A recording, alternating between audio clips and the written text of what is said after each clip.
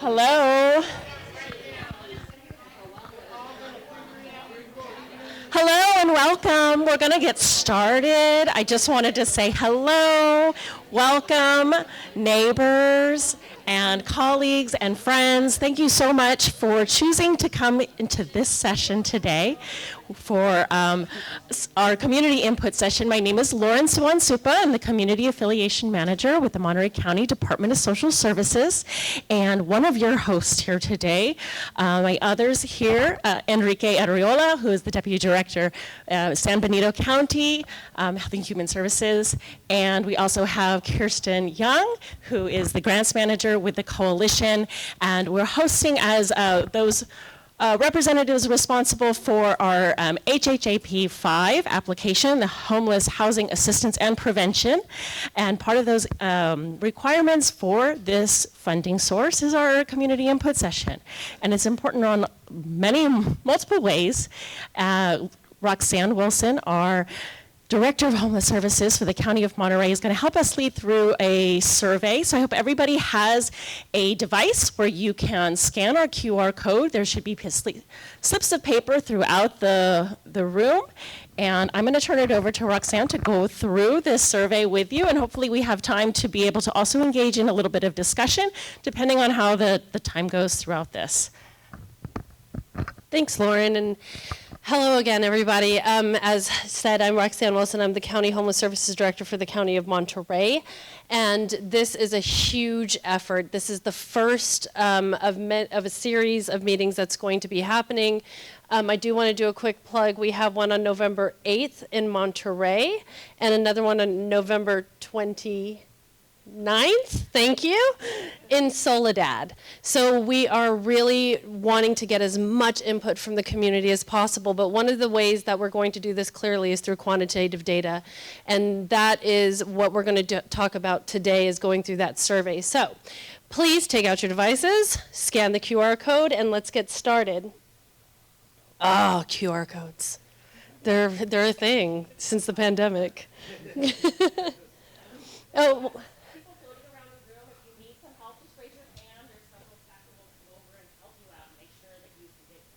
Houston, we have a problem. This is not, it's not doing the thing. So while we're waiting, I'm going to do a little song and dance. Yeah.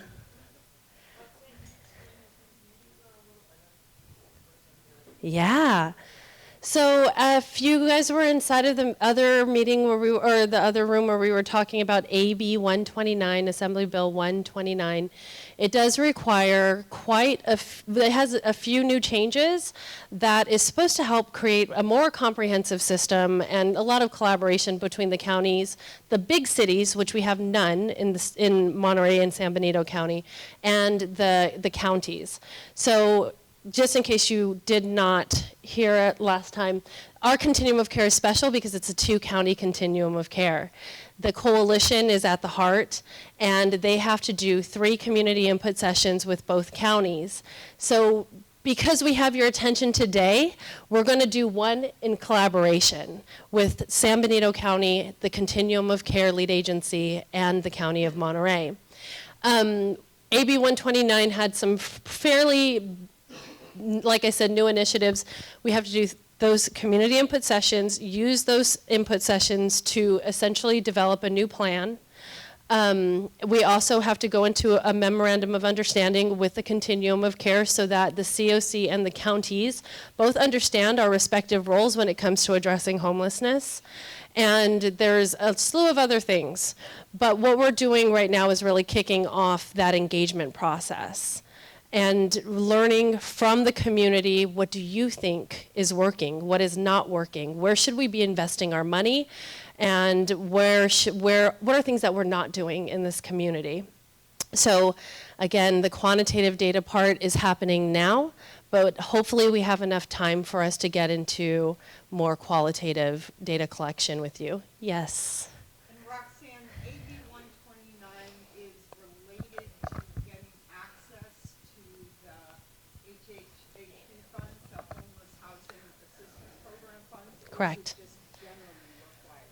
No, no, it is a requirement for us to access funds. So far, there's been 4 rounds of HHAP, and over time, it's been developed. Like every single year, there's something different about how communities could access this money.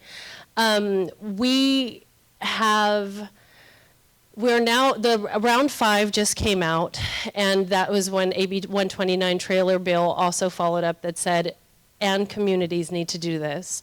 I want to tell you, if you wasn't paying attention to the homelessness the way that I do, not too long ago, a few years ago actually, the governor had done an audit on continuums of care throughout California. Monterey County and San Benito County wasn't a part of that initial assessment, but some of the things that they found was that it was very inconsistent on how continuums of care operates. That sounds weird. And there are some COCs, which is a federal program. It wasn't until the state, actually it was Governor Brown. Governor Brown had started putting money into continuums, but before we had to rely heavily on really federal funding. But the COC program, the federal program, is required to have active plans. And our community has an active plan, but there are many communities in that audit that did not have active plans.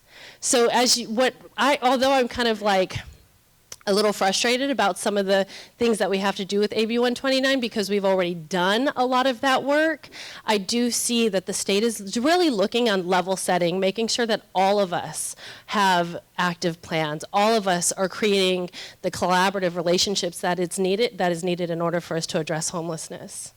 Good question. And I know you know the answer. Okay, so does everybody have the survey up? As I mentioned, we are doing this in partnership with San Benito County, so please check off which county you are currently representing. And then after that, we are going to go through a series of different solutions, and we want to know on a scale of 1 to 10, do you feel like this is effective or not effective? So 1 being not effective at all, 10 being very effective. And I'm going to give you a little bit of information of every single one of those, what's good, what's bad, because I think it's important for you to understand what you're up against, or what you're voting on. The first intervention is called rapid rehousing. Rapid rehousing provides services and support to help people quickly find and move into new housing. It usually includes case management services, housing search, and short-term rent and move-in assistance. The goals are to help people move into housing quickly, increase self-sufficiency, and stay housed. The pros are that it will assist with deposits, applications, moving fees, and it does promote client choice. So that is a big deal. The cons are we don't have a lot of housing. So a lot of these folks are competing against other people who have less barriers. So oftentimes service providers are found in situations where they have to pay landlords double deposits in order to be competitive or to basically get the landlord to agree to take a client who may have have a lack of credit or a lack of rental history. So those are things that you have to consider. So please take your vote now on whether or not you feel like that is effective or not effective in our community. Also, I want to note that rapid rehousing is considered one of the best practices. The next one is operating subsidies. If I'm moving too fast, please let me know. If you need me to repeat something, please let me know. Operating subsidies are funds that service providers need to run service programs. These funds cover the costs of staff to perform services, operate affordable and supportive housing units, emergency shelters, and navigation centers. So the pros are very obvious. We need money to operate programs. And we need that money on an ongoing basis. And investing in operations also supports local nonprofits and local jobs, right? The cons are using one-time grants to fund supportive operations usually leaves small organizations at risk because oftentimes funding is not renewable. HHAP, even though we are in round 5, is not guaranteed by the state. We have a governor who is really, really invested in addressing homelessness. That can change if the governor changes. That can change if the state runs out of money, which we all know we're entering into a really questionable year next year. So please take your vote now. The next one is street outreach. Oh, man, do I love street outreach teams. That was not a plug, I'm sorry. But they are pretty amazing. You guys heard them talking about street outreach a lot over there in the other room. I mean, they're pretty amazing. Street outreach is designed to meet the immediate needs of people experiencing homelessness in unsheltered locations by connecting them with emergency shelter, housing, and critical services, and providing with urgent, non-facility-based care. This also includes safe parking programs. So street outreach, we use street outreach money to pay for safe parking programs because they're living in places not meant for human habitation. The pros are, it provides case management services beyond the walls of an office. Outreach teams can go directly to people where they are. These folks may not otherwise have access to services. You think about that service desert that we were talking about earlier. Once you leave Salinas and you head into South County, you are now in a service desert. So if it wasn't for outreach teams, I'm looking at you, sir, that goes down there and provides mobile case management services, a lot of these folks wouldn't get served. The cons is outreach is labor intensive. The majority of the funds go towards personnel, and services often do not include immediate access to shelter. And the reason why, as you also heard, we have a major long waiting list for all of our shelters. The Share Center has over 300 families. And at its peak, it had over 600 families. So, you know, this is a real problem. So when outreach workers do that engagement, show up, and finally somebody says yes, if they don't have somewhere to go right now they're putting that rapport that it took a year to build at risk. So this is a big conversation. These are hard discussions. I'm glad you guys are making these decisions for us. Please vote. And Roxanne, really quick, in San Benito County, when we have the winter shelter program, it's only a 4-month program, we get anywhere from 75 to 150 homeless families on the waiting list, so there's a huge, huge need. Service coordination is the next topic. Service coordination is a case management approach that connects a variety of life-stabilizing services, including but not limited to mental health, substance use disorder, jobs, physical health, public benefits, and housing navigation. The pros is it helps address multiple issues that impact a person's ability to be self-sufficient and increases the likelihood of achieving stability. You also heard earlier them talking about us having enough resources to support people in a housing-first environment. We need supportive services. We need service coordination. The cons is the vast majority of the funds goes towards personnel. Service does not directly create housing units. So there is a balance that needs to be had, right? We need to have both. Yes, I love questions.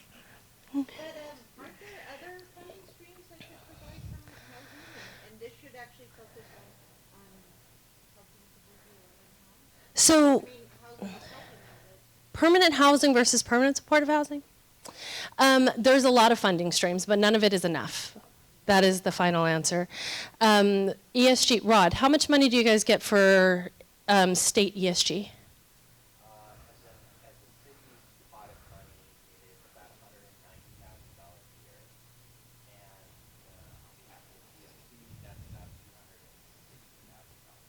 Yep.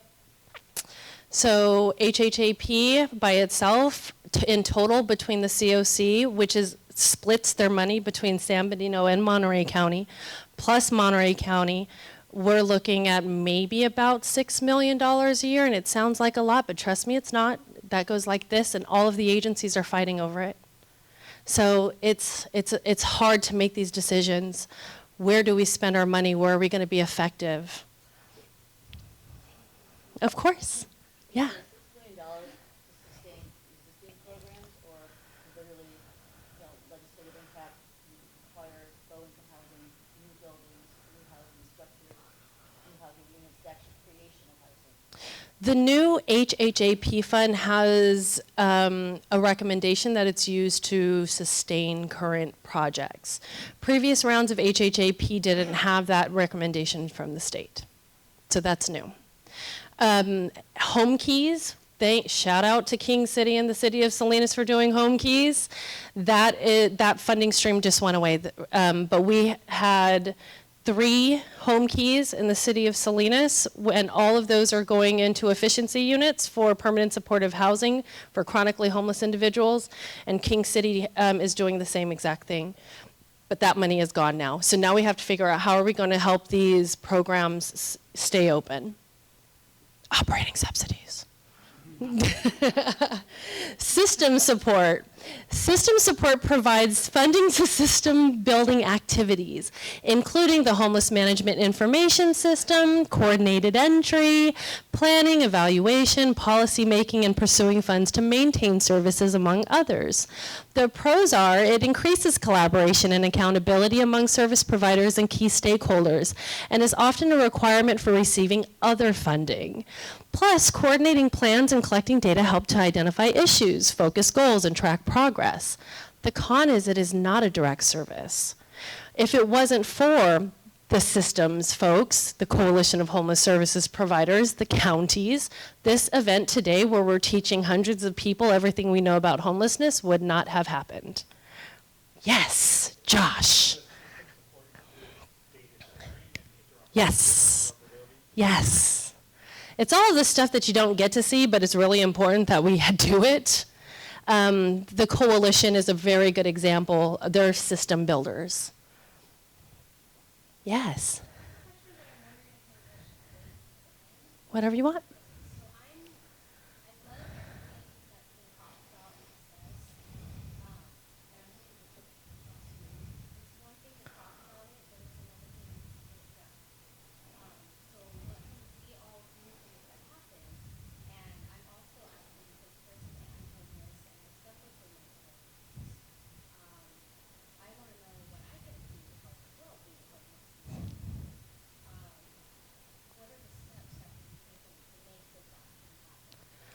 That would be a good conversation for us to have after we get through this, but I would love to have that conversation. Okay. Does anybody else have any questions about systems support? Thank you. Please vote. Moving on. Permanent supportive housing and innovative housing solutions. You cannot solve homelessness without housing. Can I get an amen? The creation of permanent housing units such as traditional housing, purchasing a house, non-traditional housing, tiny homes and modular units, and the conversion of motels into supportive housing units like Project Home Key. The pro is it directly invests in creating new housing opportunities, and it increases and diversifies the different types of affordable housing units needed in our community, right? Housing is not a one-size-fits-all thing. We need a diverse portfolio. The con is, it is a long-term strategy. It takes forever to develop housing, and that requires significant financial investments. It often needs to be paired with ongoing operating subsidies. So there's pros, there's cons. It is a necessity. But do we want to use our HHAP funding to put towards it, knowing that it is going to be a prolonged reaction? It's going to be a minute before we see that come back. And it will require more ongoing money. That is correct. A lot of times, side note, I tend to do this a lot of times we like to rely on project-based vouchers. We love project-based vouchers, right?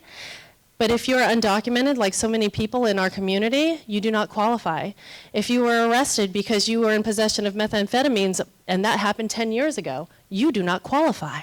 It doesn't matter if you've been clean. It does not matter. So there's still a gap when it comes down to how do we keep these projects going and keeping them as low barrier as possible. Yes, Derek. With the concern around the longer-term necessity for funding, is there some assessment of what we're currently doing, though, which is kind of like spinning our wheels, putting Band-Aid fixes on it, and which also costs money? Is that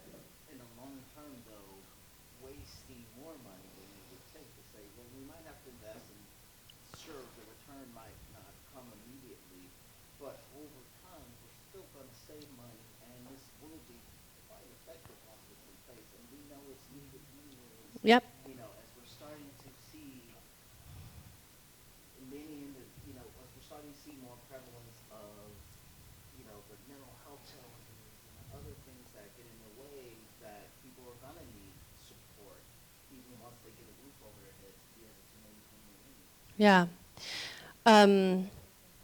Yeah. Want to just to make a note of how important it's been to braid funding together. And one of the opportunities we've had with HHAP funding is to work with other jurisdictions who have built permanent supportive housing, like the city of Salinas, and actually use HHAP funding to help support the operational subsidies. So we're working together to, put our funds together to make those things happen, so we can do something now. And that while it does take time, that we're looking at the broad picture, the whole landscape, and how we can work together to make all of these bits of funding go further. Do we have any direct service providers that actually have to do reporting for all those funding streams in the building? We're working on that. We're talking to the feds. We're talking to the state. This is crazy.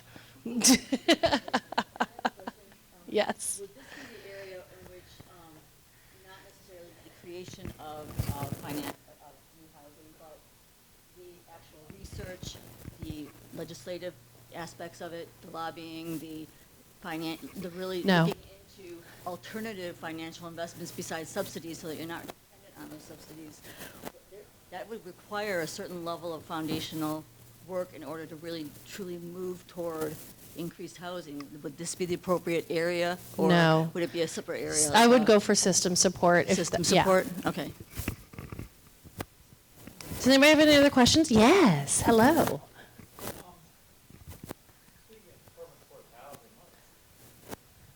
One thing I've noticed is that there's just what seems like an unnecessary amount of money spent per unit. They just completed a permanent supportive housing project in Santa Cruz, actually right across from the homeless shelter. And they took an old Victorian, they converted it, and it was so incredibly expensive, probably on the order of $800K a door. Yep. $800K for, in fact, Phil Kramer won't even tell me how much it cost I wouldn't be per door. surprised if it was 800. Yet, whatever happened to the rooming houses from the old days, from the the 60s and the 70s? We had rooming houses. But I'm from the East Coast, and the folks down on their luck, they just had a room, shared kitchen, shared baths, and it's infinitely cheaper. Yeah. I mean, you could be down at $200K a door, $200K a unit. And I don't know why is that model not being used? And in Watsonville, a good example is something called the Stag Hotel. Not sure where it got that name from. But nonetheless, it's small, very small rooms. It's not the Taj Mahal. No radiant floors, no granite countertops. But it's a place to stay, rebuild your life, Yeah. have a job, get a job, A and lot they're much cheaper than what I'm seeing being built. Well, I think that's the purpose of Home Key, and I know Megan so badly wants to respond to that. That was kind of the purpose of Home Key, is housing fast. How are we going to take projects that are really maybe even providing blight to a community, or hotels that are really just underperforming and not bringing enough value to the community, and repurposing them and turning them into efficiency units?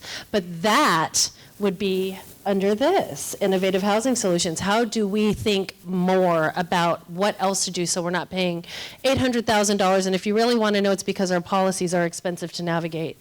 That's why it's expensive to build in California. Our policies, it's a thing. Megan. Yeah, I was just going to add that unfortunately, any type of subsidized housing has a lot of requirements, including prevailing wage, which prevailing wage alone adds at least 30% to the cost of housing, and that's why these projects are expensive. And not just these projects, but affordable housing is a very, very expensive. Already in a climate in California that is expensive to do housing, and there's reasons why new houses that are coming online are going for, upwards of $1 million in many of our communities. But, I happen to work in the city of Soledad, which has affordable housing compared to other places, but not affordable housing for the people that live there. Yeah. But I would just put in a plug for permanent supportive housing. Yep. Because it actually creates a solution that's long-term. And though it's expensive to do, to see the lives of the people who have stabilized and now have been able to get services that they need is just amazing, especially for people in chronic homelessness. It's just I'm a believer in permanent supportive housing. So I'm also a fan of permanent supportive housing. I just want to do another plug. Transitional housing used to be the only thing we had here. Everybody thought it was going to end homelessness, and it didn't. It made it worse. The truth of the matter is either you can solve someone's homelessness in 6 to 9 months, or they need much longer than 2 years. So permanent supportive housing really is the way to go, and I'm sorry, I'm not supposed to be advocating, but I am. I would like to say that the nonprofit that I work with, Enrique, has provided permanent and transitional Yeah. housing. We love interim. But wait, Oh, we have been doing it for almost 45, almost 50 years now. The main issue that we have is community involvement, not in our neighborhood. yep. We have to stop thinking like that. When you see communities work together within the neighborhoods, and when we talked about the lodging, we're just talking about the type of interlodging that used to be back in the day. But community housing solutions, not that as a title, but a solution would be is to build some place where they won't be alone but separate. Yeah. Because I know a lot fear going back inside Yeah. and all the things that come with being back inside. So when we look at that room, we're looking at building something that where we're going to build it at, and what neighborhood is going to accept that, and that's what we have been, struggling. Yeah. So for anytime your city councils or your county board of supervisors are going to be voting on something like this, please show up. Talk about why we need it. Interim shelters provides temporary places to stay, address basic needs such as food, safety and hygiene, and provide supportive services to find and obtain housing. It is kind of essentially the replacement for transitional housing. The pro is it provides immediate relief, which is questionable about immediate, but that's the idea. Shelter and basic needs while working on improving health and finding housing. The con is interim shelter is temporary and not permanent housing. It's a costly service that does not impact the goal. That does not impact the goals of creating new housing or preventing people from losing housing. Not exact. I think I made this. I don't know what I was talking about. I'm just going to freestyle it. So interim housing is great. We need it. We need it. Interim sheltering. Same. But if we don't have housing for people to go to, then that 6 months that they're supposed to be in and out of that shelter means that 6 months turned into 9 months turned into a year, and in some cases longer. So this is the complexity of building systems, is really understanding how clients flow through the system and how quickly can we get them from point A to point B. Yeah. Go ahead.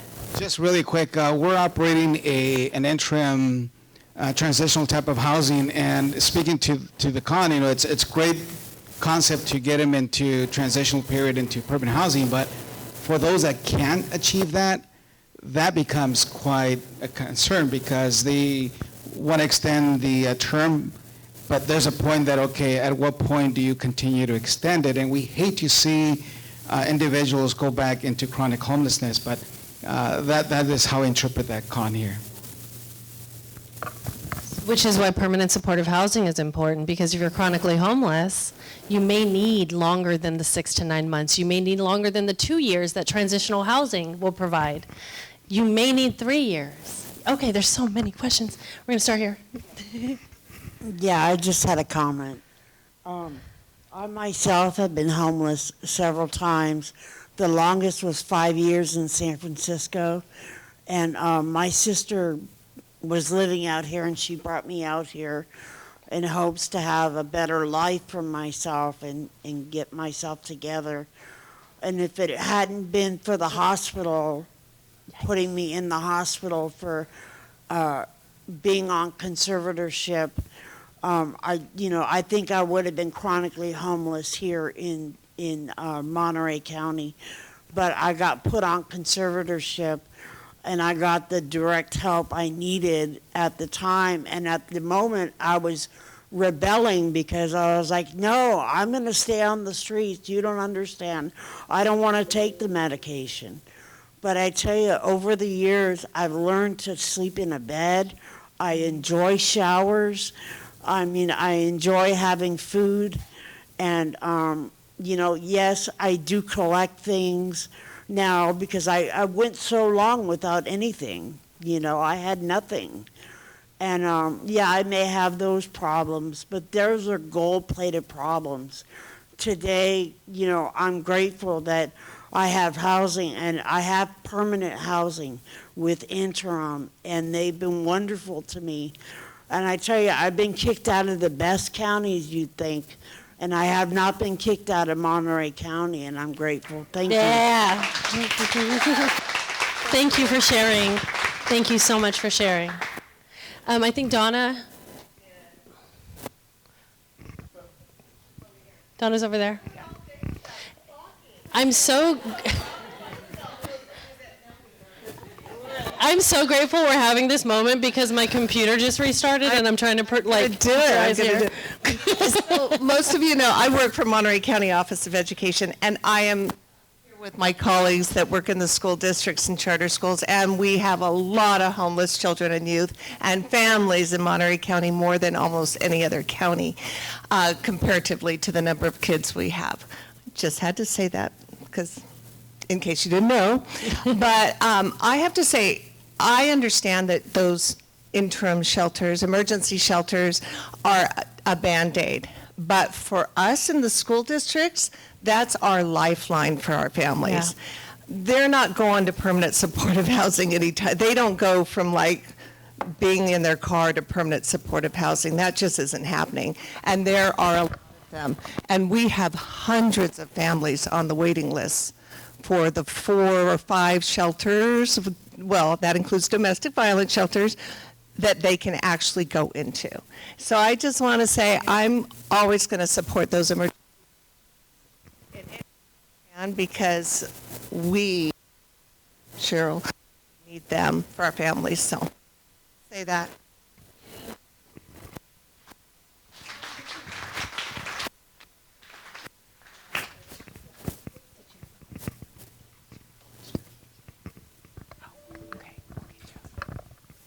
I think where I've seen interim sheltering really work is when you know that there's an end game, that there's a unit that is coming online shortly.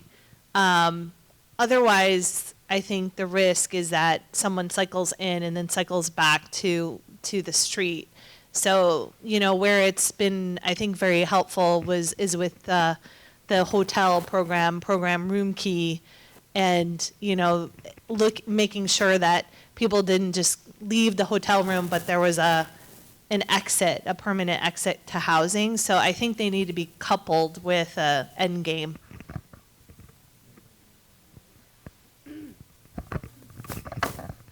Thanks. Elaine DeColony, and I live in the Bay Area, but I'm doing consulting for this COC. And one of our regional kind of technical assistance organizations, All Homes, some of you may have heard of them, they came up with kind of the formula that this survey is a little bit about, which is to say we need more of everything. So that's not a secret. And any one thing that you do, a well-run shelter does amazing things. A well-run PSH program does amazing things, right? So everything on this list can be amazing or horrible if it's badly run, if the staff is rude, all those things. I'm sure none of that happens here. So I think it isn't the question of if any of these things are worthy in and of themselves. The question is in relation to each other. So the formula that All Home has posited for communities to think about is for every new shelter bed you invest in 2 permanent housing units and 4 prevention slots. Because you got to stop people from becoming homeless, and you've got to have places for them to go to move quickly. So one of the things you can think about in this analysis is where are we spending already, if that's sort of the ballpark ratio we're going for, and what do we need to beef up? Because any of these dollars could be well spent, but if they're well spent in an imbalanced system, you aren't going to move the needle. So we are quickly running out of time, and we still have 7 slides to get through. So we're gonna. Oh, you have a mic. Have a quick, real simple, easy question. Yes. My name is Al Farley, and I work with the Village Project in Seaside. I live in Salinas, and I drive to work through Fort Ord. And that's my billion-dollar question. Why not Fort Ord? Everyone wants us to move everybody to Fort Ord. I'm just asking, what's the current state of affairs when it comes to them possibly being some type of resource for the county? There's a lot of problems with Fort Ord. First and foremost, when Fort Ord shut down, a great deal of that land did go to homeless services. So Interim Inc., Housing Authority, Community Homeless Solutions, they all received land. If you've heard of those programs, they're there. There's a lot of land in Fort Ord that is not usable, will not be able to pass an environmental. That is one of the biggest problems. A lot of those buildings have lead-based paint or asbestos, and we can't put people there. And the amount of money it's going to take to demolish them, the amount of money it's going to take to resource that area so we're not putting people away from services, we just don't have that. But let's check back in 10 years. Build a city there. We could build a whole city. But I mean, the soil is really a problem in Fort Ord. I'm sorry, there's one more. And then after this, we're going fast, you guys. My question is there really is, look at interim shelter, and I think of the Victory Mission, which seems to be a very low-cost shoestring budget, and they seem to house quite a few folks. The problem is getting people in there. And I read somewhere that it takes like somewhere between 12 and 15 interactions, engagements between outreach workers and chronic homeless folks before they even will consider going into shelter. So, is it really a shelter problem and a housing problem, or is it a, mental health or some whatever the pathology that these folks won't even take the shelter when offered to them? I think to answer that question before we start flying through the next slides is that everybody has preferences of how and where they live. And it's not going to be like this is what you get, so this is what you get. People have preferences. Some people don't want to live in Chinatown. Some people, especially people who live on the peninsula, they will not go to Chinatown. So those are the things that we're up against. People who are on the peninsula generally, and I'm speaking very generally, you'll see these one-off situations every once in a while, but generally people want to stay in the communities that they fell into homelessness in. So if you are in a community that's doing a lot, good for you. If you're in a community that's not doing anything, then oftentimes you'll just continue to see those numbers rise because people don't want to leave. They have their doctor's appointments, they have all of their life there, their friends, their families, their lives are there. So that's a lot to say, and now we got to fly through the rest. Thank you for your question.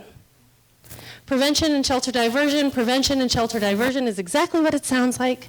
It means keeping individuals and families housed by preventing them from becoming homeless or from needing to go into shelter. It is meant to help those who are unstably housed, including those who are facing an eviction, living in overcrowded conditions, and running out of places for people to stay. These programs provide financial assistance and robust case management. The pro is that it reduces the number of people who become newly homeless. There's a lot of problems in these sentences, I'm sorry. It aims to intervene and stabilize people before they enter the shelter system. The con is it does not assist people who are currently experiencing unsheltered homelessness. So if you want to see a difference to what's happening outside, this is the decisions we have to make, right? We do understand what Elaine says, that we need to stop that pipeline. We saw dips in our homeless counts during the pandemic, and look at all of the things that happened in the pandemic. We had moratoriums, people couldn't go into homelessness most of the time, and we also had a gigantic wave of funding, so we could do more. Please vote, we're moving on.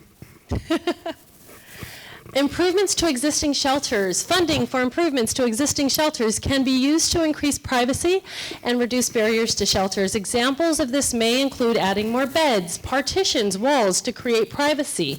Privacy is a big thing. Who would have thought human beings don't want to change in front of each other?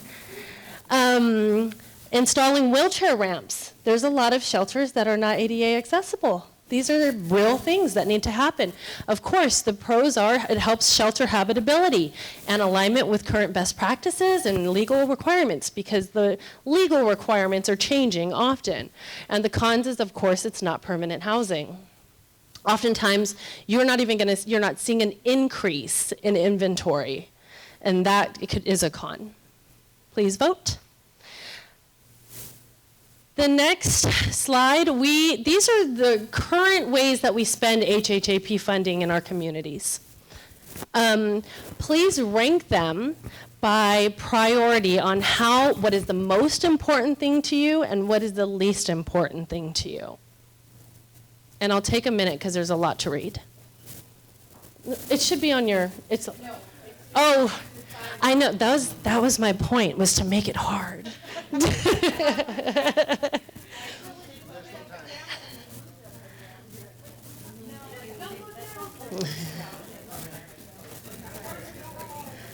Yeah, these are the decisions that decision makers have to make, that system planners have to make. This is why we do all of those housing gaps assessments, housing needs assessments, system performance assessments, because we need to figure out if what we're doing is right. And oftentimes, as you guys know, we'll make a decision today, but we won't even see the effects of it for a couple of years. So that's a real problem. Just sharing, this is really me having therapy with you guys. Is everybody ready to move on? Okay. The next one is really just additional comments. What are we not doing? What can we do better? Put it in there. That's a really important thing. We are not homeless. If homelessness was easy, if everybody knew what to do, it wouldn't be a problem across the entire world. So we're here to constantly collect data, constantly engage what is working, what's not working. Please let us know how we could be better. Okay. And the next slide, I'm just going to say it because it's easy. We want to know who you are. What do you represent? Are you a person with lived experience? Are you taking the survey as a youth with lived experience? Do you identify as any of the following populations that are overrepresented in the homeless system? Are you a staff member? So we really want to know who is providing this input to us, because that is also important. And now we still have time for questions. See, we just had to get through it. Does anybody else have any questions, comments, concerns? Yes. Well, it's really fun to do a survey with everybody all together, and that's scintillating commentary. So I was wondering if that makes me want to organize things like that for other people to take it. And is that how the meetings in Monterey project are going to be? Are they going to be sent along? Girl, we didn't even start planning those yet. You gotta call us out in front of all these people. You all take now. If you want to share now with others, Yeah. please take the QR code. It's open and available, and we really appreciate more input. I think this format. Yeah, I think it's going to be a lot like this, honestly. Yeah, I think, and just hearing the feedback as well. So we do have a note taker in the room who's hearing other things that you guys are saying to us, so we can capture that information and include it inside of our plan. Yes, you intimidate me, ma'am. So smart, so smart. Trying to be helpful. So, idea, those folks in the room that are service providers, would you be interested in them at a house meeting or a tenant gathering to have a conversation like this with their participants to fill out the survey? 100%. And support their thinking together about what would be most helpful to them? 100%. If you guys are running a program, and we clearly want to hear from people with lived experience. So if you are running a program and you would like for us to come and do this activity with the folks in your program, please invite us. It's all the folk, you know, if you're in this community, you know who we all are. You guys have made it so easy. Thank you. Yeah, and it is really a great format to kind of go back and forth and not just do the survey in isolation. Well, I think what we've realized is a lot of people don't know what the hell we're talking about. Hey, Roxanne, when does the survey need to be turned in by? So we actually have to develop the plan and submit it in partnership with both of the other county and the continuum of care by March. We would like to close this by the end of this year because we have to start moving into analysis mode. So please share. Yes, Josh. So my question is, like, what's the call to action? And clearly we need to assess and prioritize before we decide, but then when we do, I mean, me as a nonprofit service executive, if I knew that this was our priority for our community and those partners were working here, I could collaborate, I could strategize. And so my request is, like, once you have done all your due diligence and prioritized, let us know, and let's call to action and collaborate and, you know, work together. Shout out to Josh from United Way.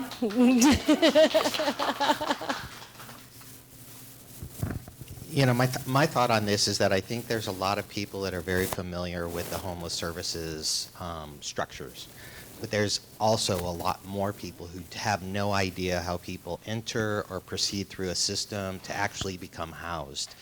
And I think that adding that into these discussions is an important perspective for people to understand. That if you don't have people interacting on outreach, you're probably not getting anywhere. And then you need a path for interim shelter to supportive shelter and case management to permanent housing. And I think some type of flow that people who are not as intelligent about this or educated about this from a service provision would be very helpful in helping to understand and prioritize. You can help us with that. Thanks, Rod. Hello, welcome back, friend. I've been going to a lot of these kind of meetings for probably the last 10 years, and one thing I notice, I never see, and I'm not sure if this is by design or just apathy on part folks like me, I never see any landlords that come to these, or are they invited? And we are the housing providers. 37 of my 83 tenants are Section 8. And I have a lot of experience with the pathology of lower income folks and the underclass and so forth. And I would think you'd want to get input from us as to what it is that works, what doesn't. And just, you asked for comments in the last thing, the last chart. One thing I would love, I think is really needed is something what I call Section 8 light. And there's tenants that they don't need 70% of their rent paid. But they just need like a $300-400 hand up a month to keep them housed with increasing housing prices and so forth. One myth is that landlords set rents. We don't set the rents. The market sets the rents. And with also the latest housing regulation, Tenant Protection Act and limited housing rent increases, it's forcing us to take those those rent increases every year to just stay afloat, or not stay afloat, but to stay ahead of the curve. But something, and that's above my pay grade. HUD's got to deal with that and come up with that program, or maybe the local organizations. But again, just because if you're in the homeless, industrial complex, whatever you want to call it, it's when somebody becomes homeless because they lose their housing, it's really, really difficult and very expensive to get back in. And just like I say, $300-400 a month is might all it take to thread that needle. Anyway, just a suggestion. And also, I'd like to see more landlords, housing providers, attend these or be invited to them or on their panel, because we have a lot to say. We're boots on the ground. We see the problems and so forth. So unfortunately, we did have a landlord roundtable today, but two of our folks got sick and couldn't make it. So we do promise that we are going to do one just for landlords only. The Housing Authority just had one 2 months ago, maybe, but let's keep talking. I want to hear more. That shallow subsidies is the new way. Kai, shout out to Kai. We talked a lot about direct cash transfers because some people just need a few $100 extra and they'll be okay. That is real. There's lots of studies about that. Yes.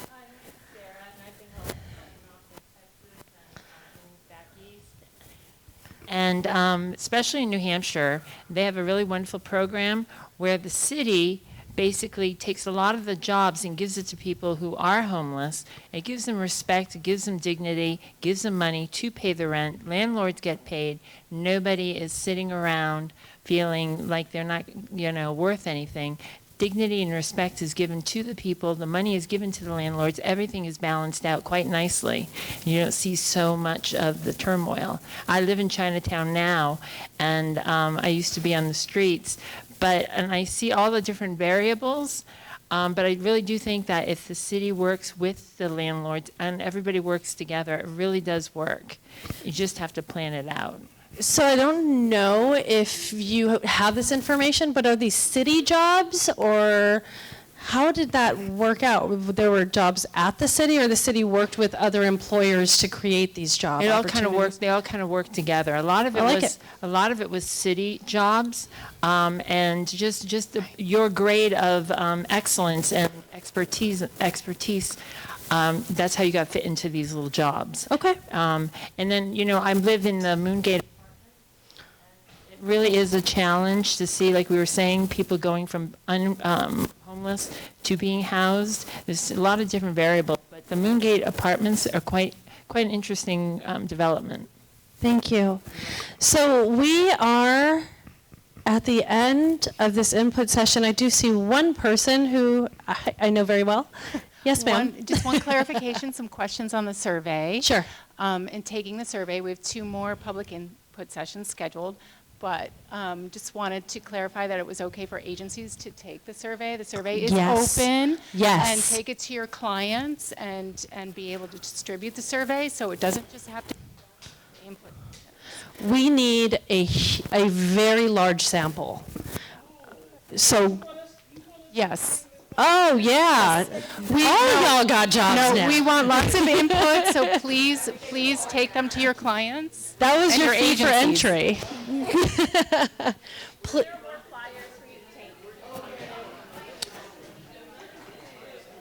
That's a good question, Pam. We're going to get it out there. Thank you, everybody. You guys are amazing.